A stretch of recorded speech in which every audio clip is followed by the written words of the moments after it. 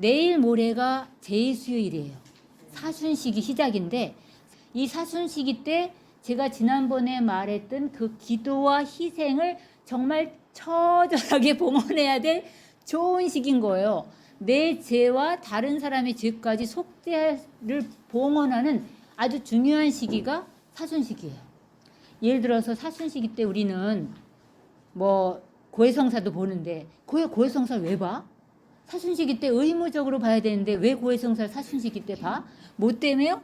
예수님의 부활 준비를 위해서, 우리를 깨끗하게 하기 위해서, 우리 죄를 속죄하기 위해서.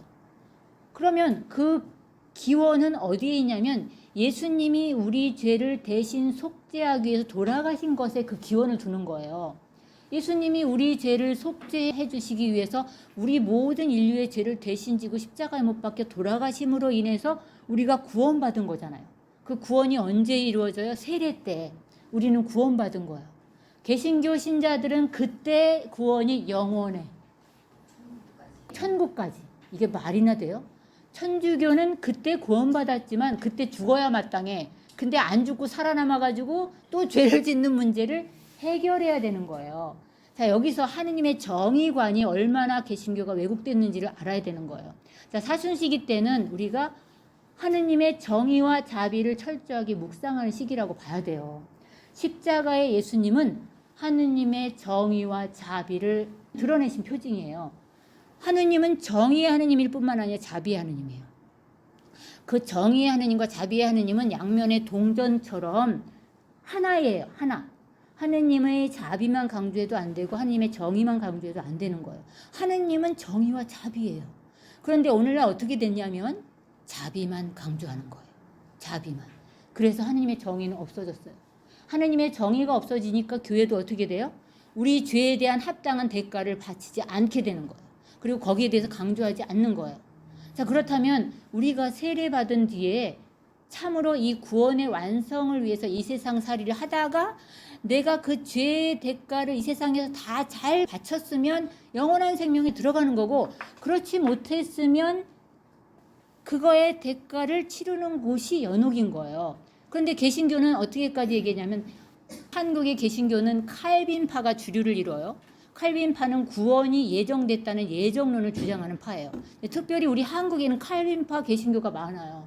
그래서 거의 다 대부분이 믿기만 하면 천국. 그리고 우리는 이미 하느님께서 구원되기로 뽑아 세웠기 때문에 로마서 8장 30절의 예를 들어서 주장하는 거예요.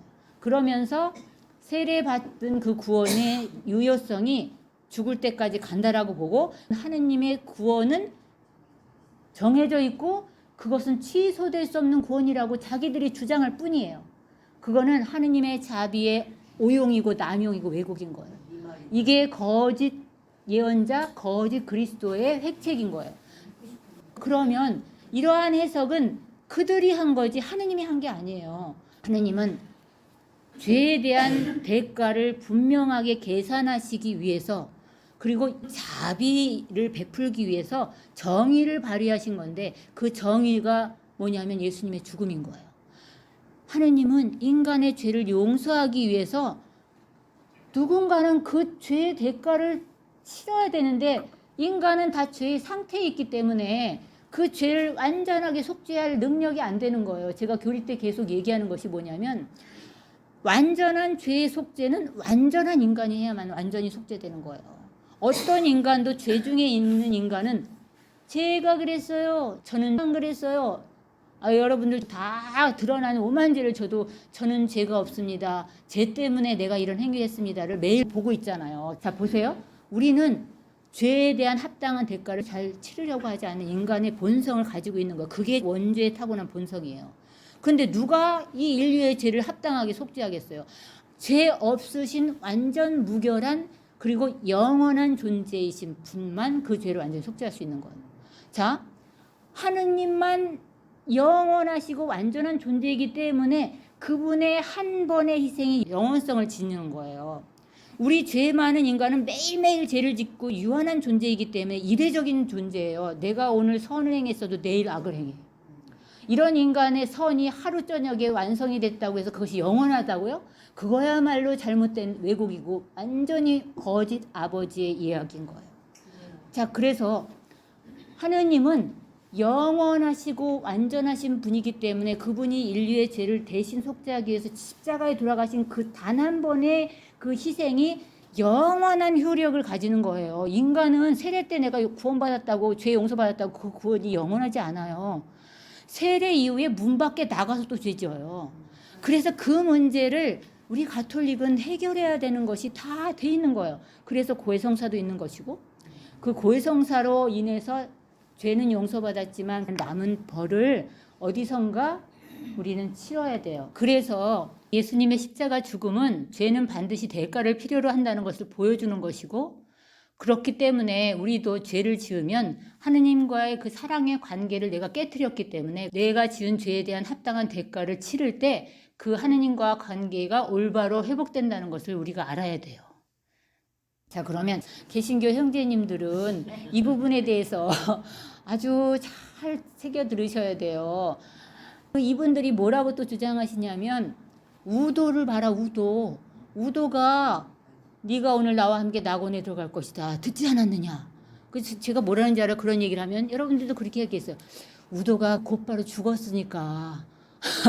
우도는 예수님한테 직접 용서받고 곧 죽었어요. 그래서 직천당 간 거예요. 우도가 만약에 살아났으면 또 죄 지어요. 자, 그것을 거기다 갖다 대면 안 돼요. 그러면 여러분들, 너네들 천주교에는 연옥교리가 있는데 그 연옥은 왜 그러냐고 막 질문을 한단 말이에요. 그 질문에 대한 답변들을 할 수 있는 것은 많은 공부가 필요하지 않다. 어떤 부분에 이런 상식적인 하느님의 정의와 자비에 대해서만 알고 있어도 거기에 대해서 얘기를 할 수 있다. 너희는 하느님의 자비를 완전히 왜곡하고 있어. 너희들은 하느님의 자비를 정말 쓰레기통에 갖다가 버리는 아주 하느님을 모독하는 행위를 하고 있어. 실제로 그런 건데 그거에 대한 자각을 못하는 거예요. 그런데 가톨릭은 연옥에 대해서 이렇게 해석했다는 거를 우리는 다행히 성모님이 있기 때문에 더더군다나 이 죽은 뒤에 각자의 죄에 대한 대가를 치러야 된다는 거를 들을 수 있지만 개신교 신자는 성서밖에 없는 거예요. 그래서 더 이 교리의 왜곡이 심각해지는 거예요. 그리고 거꾸로 우리 보고 이단이래. 이게 말이 돼. 근데도 가만히 듣고 있어요. 그러면 안 되는 거예요. 그래서 그 개신교 신자들은 자기 부모들이 연옥의 불에 계셔도 그들을 구원해 주지 않는 거예요. 그래서 그들은 죽은 뒤에 그들을 위해서 기도해 주지 않기 때문에 어떤 일이 벌어져요? 자기 부모님이 세상 종말까지 연옥에 계셔도 방치해두는 불효자들이 되는 거예요. 그것이 사탄의 계략이에요. 자, 그러면 19페이지에 보면 그 2명의 소녀가 죽었다고 그랬잖아요. 그래서 그 루치아가 그 최근에 죽은 2명의 소녀 중에 한 명이 아멜리아라는 소녀를 물었는데 그 아멜리아는 세상 끝날까지 연옥에 있을 거라는 성모님의 놀라운 말씀을 들어요. 그럼 이 메시지를 읽었을 때, 제가 이거 고등학교 때 읽었을 때 너무나 충격을 받았어요. 세상 끝날까지 있다니 제가 너무 충격을 받았다고 그랬잖아요. 근데 나중에 제가 이거를 어떻게 해석했다고 얘기해 드렸어요. 지옥으로 가는 많은 영혼들을 위해서 너희가 기도해주고 희생해주지 않기 때문에 지옥에 간다. 그 말씀을 성모님이 한 것 때문에 제가 그러면 아멜리아를 위해서 이 루치아 히아신타 프란치스코는 열심히 기도했겠구나라고 추정을 했어요. 성모님이 그런 말까지 했는데 그를 위해서 기도 안 했을까? 그러면 이 아멜리아가 죄에 대한 대가를 연옥에서 세상 끝날까지 치러야 되는 것이 하나님의 정의라면 하나님의 자비는 누가 이끌어드릴 수 있어요? 우리 살아있는 사람이 할 수 있는 거예요. 그것이 기도와 희생인 거예요. 그래서 우리 교회는 그 방법이나 이런 것들이 여러 가지가 있는 거잖아요. 그래서 그걸 충분히 활용해야 되고 대사도 있고 다 있잖아요. 그러면 이 세상 끝날까지 연옥에 있을 거라는 이 말을 들은 만약에 개신교 신자 형제님들 계시다면 이 말을 들었을 때 자기 형제, 친척, 부모들이 만약에 정말 세상 끝날까지 연옥에 있을 거라고 만약에 생각해 보세요. 기도 안 하겠어요? 그런데 그것을 그 오류를 자기들은 굳건히 믿고 있기 때문에 자기들도 구원받지 못하며 형제, 친척들도 구원받지 못하게 막고 있는 거예요. 성모님이 그래서 오늘 338번 이 메시지 천국에 있는 너희의 자리라는 곳에 세 개의 교회를 얘기해요.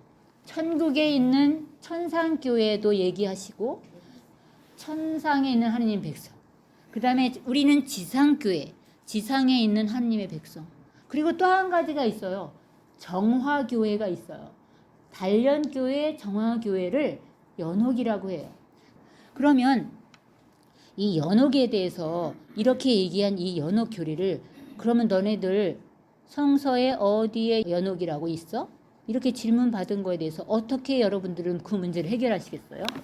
어디에 성서에 연옥이라는 말이 나와 있어? 제가 성모님이 원죄 없다는 잉태 교리 얘기했을 때 개신교 신자들 어디 성서에 원죄 없다라고 써여 있니? 그런 거와 똑같은 질문이야. 연옥이란 단어가 어디 있냐 그 사람들은 질문을 하는 거예요. 그런데 연옥이라는 단어로 그렇게 쓰여 있지도 않아요. 자, 여러분들 복음서를 보게 되면 마테오복음이든 어떤 성서든 다 이유 없이 그냥 막 나열하지 않아요. 마테오복음 5장의 26절이 무슨 내용이냐면, 내가 진실로 너에게 말한다. 내가 마지막 한 입까지 갚기 전에는 결코 거기에서 나오지 못할 것이다라는 대목이에요. 이 예수님이 말한 이 마태복음 5장이 산상수훈이라는 아주 중요한 예수님의 핵심적인 말씀이 쫙 담겨 있는 곳이에요. 그러면서 마태복음 5장, 여러분들이 많이 듣던 행복하여라 마음이 가난한 사람은 하늘나라가 그들의 것이다. 또 8절에는 마음이 깨끗한 사람은 행복하다. 하느님을 뵙게 될 것이다. 이렇게 하면서 그 하느님 나라라는 것을 이렇게 소개해 줘요. 하느님 나라가 어떤지. 이런 사람이 하느님 나라 가. 근데 점점 갈수록 하느님 나라 들어가기 어려운 말씀들을 막 하는 거야. 마태복음 5장 17절을 보면 내가 율법과 예언서의 말씀을 없애려고 온 줄 아냐. 없애려 온 것이 아니라 오히려 완성하러 왔다. 천지가 없어지는 한이 있더라도 율법은 1.1획도 없어지지 않고 다 지켜질 것이다. 자, 그러면서 뭐라고까지 얘기하냐면 마태복음 5장 20절에는 너희의 의로움이 율법학자들과 바리사이들의 의로움을 능가하지 않으면 결코 하늘나라에 들어가지 못할 것이다 라는 말까지 하셔. 근데 여기서 말하는 이 의로움, 바리사이들의 의로움을 능가해야 돼요. 여러분들 이 바리사이의 의로움이 뭐냐면 개신교 형제님들이 말하는 하느님의 왜곡된 의로움이라고 보시면 저는 된다고 생각돼요.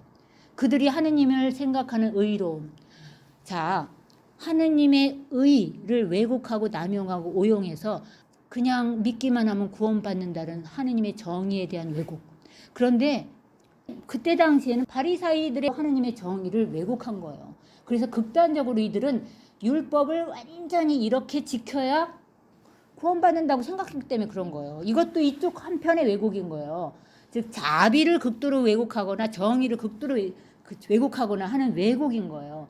그런데 예수님이 오셔가지고 이게 하느님의 정의고 자비하고 십자가에서 보여주신 거예요. 그러니까 우리는 이 사순시기 때 나는 세례를 받았지만 세례 받을 때 그분의 정의와 자비를 입었어요. 그분은 십자가에서 내 죄를 대신 지고 그 하느님의 정의를 실현해 드리느라고 그렇게 돌아가셔서 나에게 자비를 베푸셔서 내가 죄의 용서를 받은 거예요. 그런데 나는 죄를 끊어버립니다. 악을 끊어버립니다 하는 그걸 서약했어요. 서약했단 말이에요. 그리고 그 자비를 받은 거예요. 근데 그 서약을 어떻게 돼요? 깨트리면 그걸 다시 회복해야 되는 거예요. 그래서 우리는 죄를 지었으면 다시 용서를 받아야 되는 고해성사를 받는 거예요. 그러니 사순시기 때 그 예수님의 죽으심과 순환을 우리는 기념하고 또 실제 생활에 내야 되는 게 사순시기인 거예요. 이 사순시기 때 우리는 내가 지은 죄에 대한 당연히 속죄를 해야죠. 그리고 희생도 해야 돼요. 사순시기 때. 그러면 사순시기 때 만일에도 고해성사를 반드시 봐야 되겠죠. 그게 판공성사예요. 그래서 판공성사를 통해서 우리는 내가 지은 죄에 대한 속죄 행위를 해야 되고 고해성사를 본 뒤에 보속도 해야 되는 거예요. 보속은 왜 해야 돼요? 용서는 받았지만 거기에 대한 남은 벌을 우리가 살아서든 죽어서든 해야 되는데 살아서 하면 좋은 거잖아요. 그래서 신부님이 보속으로 뭐 하세요? 그러면 묵주기도 5단 지금 하세요 그러잖아요. 그러면은 5단이 그 벌에 대한 어떻게 탕감이 되는 거예요. 그래서 이 보속이라는 속죄라는 행위를 이 세상에서 다 한 사람은 직천당 가는 거예요. 근데 그렇지 않으면 연옥이라는 곳에 가서 정화를 다 하고 그리고 천국에 가는 거예요. 자, 그래서 마태복음 17절에서 30절을 보게 되면 세 파트로 나뉘어져 있는데 첫 번째 파트에서 예수님과 율법이라는 파트를 보면 하느님 나라에 관해서 말하고 있고, 그 다음에 화해하여라라는 파트를 보면 즉 우리가 말하는 연옥에 대해서 말하는 것이고, 극기하여라라고 말하는 27절에서 30절에는 우리가 흔히 듣는 지옥에 관해서 말하고 있어요. 그래서 이 세 파트를 보게 되면 성서 기자가 이 17절에서 30절은 분명하게 내세에 관해서 말하고자 한 것이라는 의도가 분명하게 드러난다는 걸 알 수 있어요. 그렇기 때문에 네가 마지막 한 푼까지 다 갚기 전에는 결코 거기에서 나오지 못할 것이다 라는 이 대목이 그냥 뜬금없이 거기에 적혀 있는 것이 아니라 언젠가는 그 마지막 한 푼까지 다 갚을 때 거기서 나올 수 있다라는 것을 말하고 있는 연옥에 대해서 얘기하고 있다라고 해석하고 있는 거예요. 자, 그러면 연옥에 대한 설명이라고 한 이 화해하여라라는 파트를 보면 살인해서는 안 된다. 살인한 자는 재판에 넘겨진다고 옛사람들에게 이르신 말씀을 너희는 들었다. 이게 십계명이잖아요. 그러나 나는 너희에게 말한다. 자기 형제에게 성을 내는 자는 누구나 재판에 넘겨질 것이다. 그리고 자기 형제에게 바보라고 하는 자는 최고 의회에 넘겨지고 멍청이라고 하는 자는 불붙는 지옥에 넘겨질 것이다. 그러므로 네가 제단에 예물을 바치려고 하다가 거기에서 형제가 내게 원망을 품고 있는 것이 생각나거든 예물을 거기 제단 앞에 놓아두고 물러가 먼저 그 형제와 화해하라. 그런 다음에 돌아와서 예물을 바쳐라. 너를 고소한 자와 함께 법정으로 가는 도중에 얼른 타협하여라. 그러지 않으면 고소하는 자가 너를 재판관에게 넘기고 재판관은 너를 형리에게 넘겨 내가 감옥에 갇힐 것이다. 그리고 나서 설명한 게 내가 진실로 너에게 말한다. 내가 마지막 한 입까지 갚기 전에는 결코 거기서 나오지 못할 것이다가 이게 연옥이에요. 말하자면 이 부분에 살인해서는 안 된다라고 설명하기 시작하면서 멍청이라고 하는데 불붙는 지옥에 넘겨진다는 말 끝에 이렇게 했는데 여기서 왜 이게 연옥이냐면 자, 여러분들 연옥에 있는 불하고 지옥에 있는 불하고 구분 없어요. 자, 연옥 불하고 지옥 불하고 구분 없어요. 똑같은 영적인 불이에요. 하느님의 신비의 영역의 영적 불이에요. 그 영혼까지 태우는 거예요. 그런데 여기서 말하는 거는 지금 천국에 대한 얘기를 하다가 살인을 얘기하면서 살인이 사람을 직접적으로 죽이는 게 살인이 아니라 우리가 말로도 이렇게 사람을 죽일 수 있어. 이런 죄도 갚는 곳이 있어. 자, 바보라고 멍청이라고 하는데 지옥불에 들어가 여기서 말하는 이 지옥불 그거는 영원한 불과 영원하지 않은 불이 구분되어 있음을 여기서 얘기하고 있는데 다 갚으면 나올 수 있는 불을 얘기하는 거예요. 자, 다 갚지 못하고 영원한 불이 영벌 지옥인 거예요. 자, 우리 가톨릭 교회 교리서는 어떻게 얘기하고 있냐면 연옥에 대해서 분명하게 얘기하고 있어요. 1030항에 하느님의 은총과 사랑 안에 죽었으나 완전히 정화되지 않은 사람들은 영원한 구원이 보장되기는 하지만 하늘의 기쁨으로 들어가기에 필요한 거룩함을 얻으려면 죽은 다음에 정화를 거쳐야 한다. 교회는 선택된 이들이 거치는 이러한 정화를 연옥이라고 부르는데 이는 단죄받은 이들이 받는 벌과는 전혀 다르다. 바보 멍청이라고 한마디 했다고 영원히 나오지 못하는 지옥에는 안 가는데 자, 그 멍청이라고 해도 안 되지만 자, 이렇게 다르다는 거예요. 자, 하느님의 정의가 개신교 신자들이 말하는 그 왜곡된 정의가 우리 상식적으로 말해도 잘못됐다는 거를 우리는 알 수 있는 게 이 세상 법정에서 우리 인간도 그 정의를 아주 세밀하고 주도면밀하게 구분짓고 있어요. 여러분들 형법 중에 중범죄자는 사형에 처한다 그러지 우리 사형법 우리나라는 실시를 안 했지만 그 밖의 죄는 죄의 정도에 따라 징역이나 금고형에 처해요. 이런 것을 잘 실천할 때 법의 공정성이 합당하게 되는 거예요. 하물며 공의하신 하느님께서는 각 사람의 행실대로 갚아준다라고 성서에 분명히 적혀 있어요. 묵시록에도 각자 그 행실대로 갚아주러 내가 다시 오겠다. 상을 가지고 오겠다. 상을 가지고도 오시고 벌을 가지고도 오시는 분이에요. 하느님은 각자 행실대로 갚는데 뭉뚱그려서 세례 때 나 구원받고 죽을 때까지 그 구원이 간다는 것을 하느님의 정의 그거는 아닌 거예요. 그래서 명확하게 우리 교회는 이렇게 말하고 있지만 그들이 계속 그렇게 주장을 하고 있어요. 더군다나 그들은 또 구약 성경 중에 우리가 갖고 있지만 그들이 갖고 있지 않은 게 있어요. 마카베오 상하권 없어요. 마카베오 이서의 구약 성서에도 이미 유대인들은 죽은 사람들을 위해서 용서를 비는 행위를 했어요. 자, 그게 마카베오 이서 12장 44에서 45절에 있어요. 거기에 뭐라고 써 있냐면 전쟁사를 기록하는 것 중에 전사자들을 위해서 속죄의 제물을 바쳤다는 얘기가 적혀 있는 내용이 구약에도 이렇게 나와 있다고요. 자, 그가 전사자들이 부활하리라고 기대하지 않았다면 죽은 이들을 위하여 기도하는 것이 쓸모없고 어리석은 일이었을 것이다. 그러나 경건하게 잠든 이들에게는 훌륭한 상이 마련되어 있다고 내다보았으니 참으로 거룩하고 경건한 생각이었다. 그러므로 그가 죽은 이들을 위하여 속죄를 한 것은, 여기서 속죄의 제물을 바친 거예요. 속죄의 제물을 바친 것은 그들이 죄에서 벗어나게 하려는 것이었다. 죽은 뒤에 죄에서 벗어나게 하려고 어떻게 돼요? 제물을 바치고 용서를 빈 거예요. 우리 가톨릭은 그래서 미사 때 죽은 자와 산 자를 위해서 제물을 바치는데 누구의 제물을 바치는 거예요? 우리는 지금 예수님의 희생 제물을 바치는 거예요. 자, 그래서 구약 성서에도 이렇게 죽은 자를 위해서 제물을 바치는 것이 이미 이렇게 있었고 행해졌었고 예수님이 오시고 나서는 구체적으로 이렇게 설명을 하셨다 이거예요. 그러면은 구체적으로 설명한 것이 없다고 주장하는 그들에게 또 하나 또 설명을 덧붙이자면 예수님이 오셔서 마태복음에 또 말한 곳이 어디냐면 마태복음 12장에 가면 성령 모독죄에 대해서 말씀하시는 부분이 있어요. 마태복음 12장 31절에 가면 그러므로 내가 너희에게 말한다. 사람들이 어떠한 죄를 짓든 신성 모독하는 어떠한 말을 하든 다 용서받을 것이다. 그러나 성령을 모독하는 말은 용서받지 못할 것이다. 사람의 아들을 거슬러 말하는 자는 용서받을 것이다. 그러나 성령을 거슬러 말하는 자는 현세에서도 내세에서도 용서받지 못할 것이다 그랬어요. 현세에서도 내세에서도 용서받지 못한대요. 성령을 모독하는 죄는. 그러면 현세에서도 용서받고 내세에서도 용서받는 곳이 있다라고 얘기하는 거잖아요. 그렇죠? 자, 현세에서도 내세에서도 용서받지 못할 것이다. 내세에서 용서받는 곳이 있어. 이게 우리 교리서에 있어요. 가톨릭 교회 교리서에. 그래서 여기 보면 1031항에 부연 설명한 게 이 바로 마테오복음 12장 32절을 설명하고 있어요.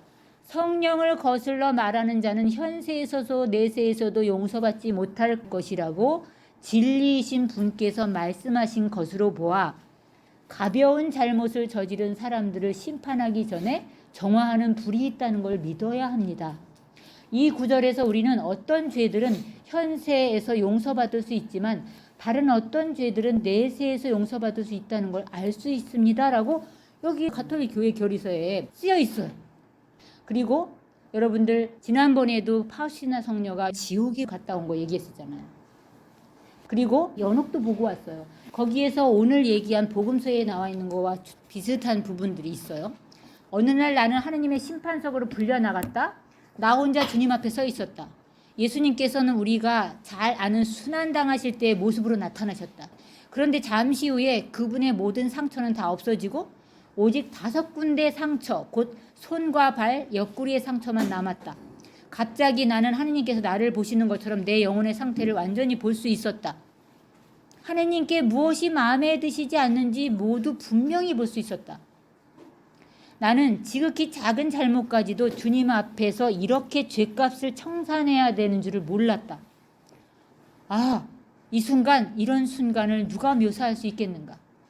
삼위일체로 3배로 거룩하신 하느님 앞에서 있는 이 순간을. 그런데 예수님께서 나에게 물으셨다. 너는 누구냐? 나는 대답했다. 저는 당신의 종입니다, 주님. 곧이어 너에게는 하루 동안 연옥의 불 속에 있어야 할 만큼의 죄가 있다. 나는 그 즉시 나 자신을 활활 타오르는 연옥불에 던지고 싶었다. 그러나 예수님께서 나를 말리시며 말씀하셨다. 너는 어느 쪽을 선택하겠느냐? 지금 연옥에서 하루를 견디겠느냐? 아니면 세상에서 얼마 동안 좀 더 고통을 받겠느냐 했는데 어떻게 했을까요? 세상에서 둘 다 선택했어요. 자, 나는 대답했다. 예수님, 저는 연옥에서 고통을 당하고 싶습니다. 그리고 저는 또 이 세상에 살면서 제일 큰 고통을 받고 싶습니다. 비록 그 고통이 세상 끝나는 날까지 계속되더라도 말입니다. 그런데 예수님 말씀해요.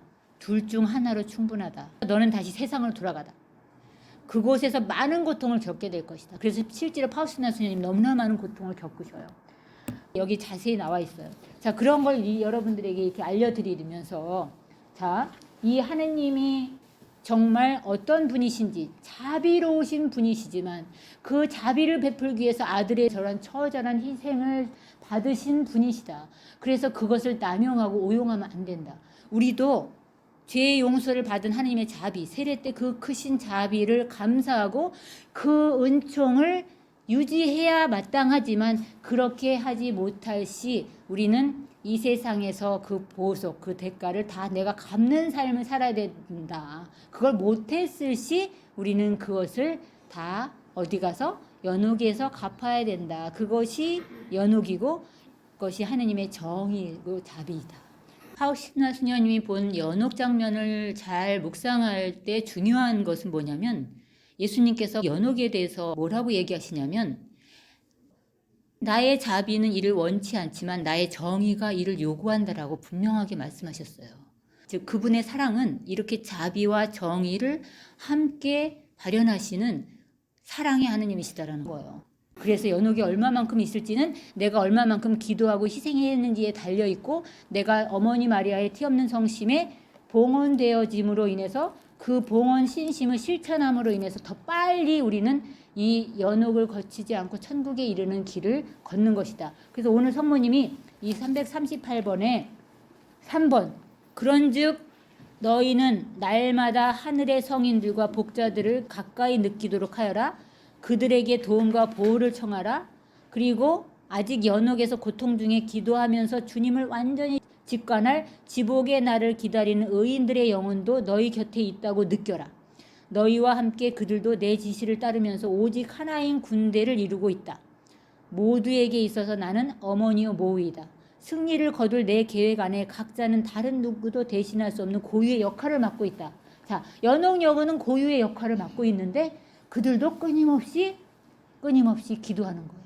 왜냐하면 자기 힘으로는 죽은 사람이 그 죄에서 벗어날 수는 없지만 다른 사람들을 위해서 기도해 줄 수 있기 때문에 그 희생을 바칠 수 있기 때문에 그러니 그 희생을 바치는 처절한 그 기도를 하고 있는 연옥 영혼들이 우리를 위해서 기도하고 있기 때문에 그들이 우리와 가까이 있다는 것도 느끼고 있어야 된다. 자, 그래서 여기 30쪽에 성모님이 파티마의 1비밀, 2비밀, 3비밀을 다 얘기하고 나서 뭐라고 얘기하시는 게 있냐면 자, 다 같이 읽어봐요. 예수님, 저희 죄를 용서하시며 저희를 지옥불에서 구하시고 모든 영혼들을 천국으로 이끌어 주시며 특히 자비를 가장 필요로 하는 영혼들을 돌보소서. 자, 이게 구원경인데 자, 이 구원경을 묵주기도 사이에 성모님이 바치라고 직접 글귀까지 문장으로 이렇게 만들어줘서 기도문을 만들어 주셨잖아요. 네. 자, 이 구원경이 원문이 이렇게 돼 있어요. 이게 원문이에요. 자, 우리가 바치는 구원경은 예수님 저희 죄를 용서하시며 저희를 지옥불에서 구하시고 연옥 영혼을 돌보시며 가장 버림받은 영혼을 돌보소서라고 돼 있잖아요. 자, 이 연옥 영혼이 첨가된 건가요? 아니면 재해석된 건가요? 자, 여기 보면 재해석된 거라고 보시면 돼요. 자, 모든 영혼들을 천국으로 이끌어 주시며 자, 모든 영혼 제가 아까 천상교회, 지상교회, 그 다음에 단련교회, 즉 정화교회 얘기했잖아요. 그 교회 중에 지상교회와 정화교회는 천국으로 가야 될 목적하에 있는 거예요.